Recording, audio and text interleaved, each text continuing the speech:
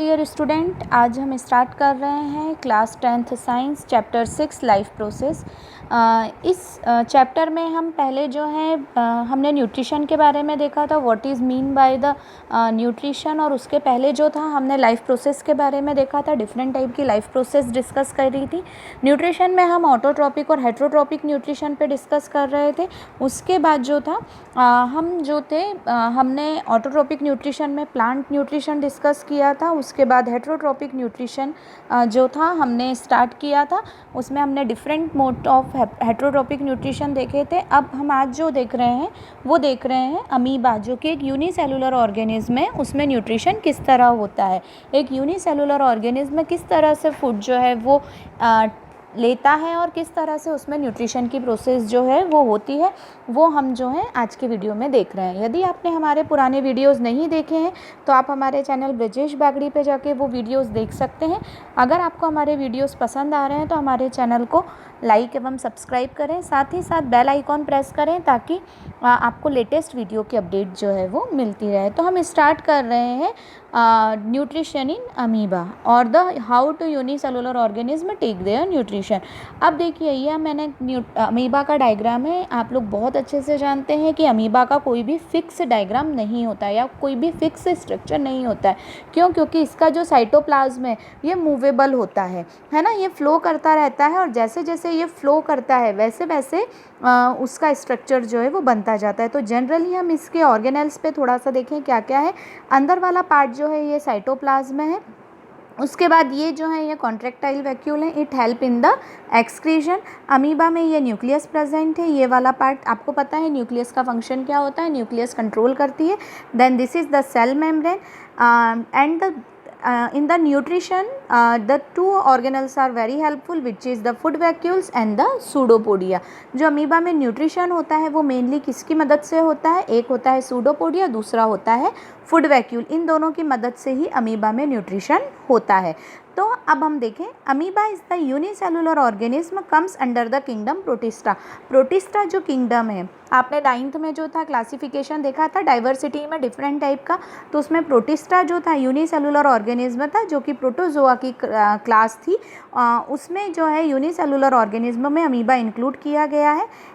They does not have any definite shape, इसका कोई भी डेफिनिट शेप नहीं होता है।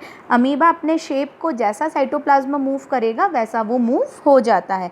Then their predation of food is through the process known as the phagocytosis. इसमें food जो इनगल्फिंग की प्रोसेस होती है, फूड लेने की प्रोसेस होती है, वो प्रोसेस क्या कहलाती है? फैगोसाइटोसिस। ये नाम याद रखिएगा। फूड इनगल्फिंग की, फूड को लेने की जो प्रोसेस होती है वो क्या कहलाएगी?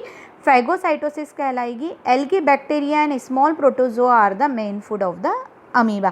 अब आपको पता है अमीबा खुद ही एक यूनिसेलुलर ऑर्गेनिज्म है, तो ये जो लेगा वो कैसे लेगा? स्मॉल ऑर्गेनिज्म को लेगा, जैसे एल्गी हैं, बैक्टीरिया हैं, स्मॉल प्रोटोजोआ है ना, इन सबको जो है अपना एज ए फूड जो है अमीबा लेता है। उसके बाद यदि हम देखें तो digestion of amoeba is intracellular. Intra मतलब होता है सेल बॉडी के अंदर, है ना। तो अमीबा में जो डाइजेशन की प्रोसेस होती है वो बॉडी के अंदर होती है, because it takes place inside the body.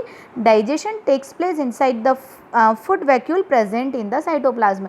मैंने आपको फर्स्ट स्ट्रक्चर में ये देखिए यहाँ पर दिखाया था, ये जो है ये फूड वैक्यूल प्रेजेंट है। ये जो फूड है इन फूड वैक्यूल्स के अंदर जाता है और यहाँ जाकर ये डाइजेशन कंप्लीट होता है। तो ये food vacuoles are help in the digestion of food, है ना। तो ये मेन रोल होता है फूड वैक्यूल्स का फूड को डाइजेस्ट करने में। The food vacuole contents enzyme that can digest carbohydrates, lipid and proteins.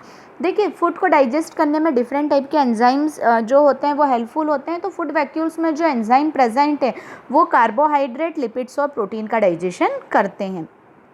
इसके बाद ये पूरी फैगोसाइटोसिस की प्रोसेस बताइए, आपको एग्जाम में आ सकता है। Draw the structure of the phagocytosis और the food take by the amoeba. तो किस तरह स्टेप बाय स्टेप जो है अमीबा में फूड इनगल्फ किया जाता है, किस तरह से वो प्रोसेस कंप्लीट होती है, वो डायग्राम के थ्रू बताइए। आप ध्यान से देखिएगा।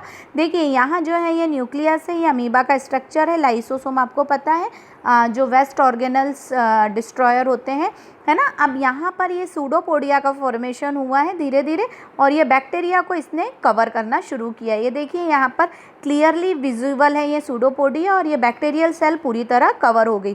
फिर ये इस तरह से ये जो प्रोसेस है ये फेगोसेम कहला रही है, और इसने साइटोप्लाज्म से पूरी तरह अंदर कवर कर लिया है। देन ये जो है सेल के अंदर चला गया बैक्टीरिया, और फूड जो वैक्यूल थे इन्होंने इसे पूरी तरह डाइजेस्ट कर लिया।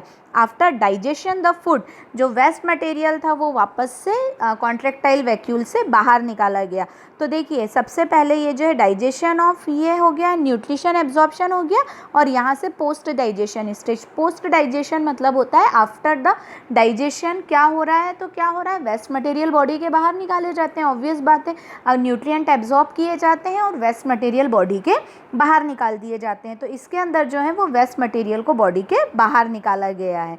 फिर ये देखिए the nutrients are absorbed into the cytoplasm surrounding the food vacuole. जितना भी न्यूट्रिएंट्स है वो एब्जॉर्ब कर लिया जाएगा, एंड द वेस्ट मटेरियल जो है वो बॉडी के बाहर निकाल दिया जाएगा।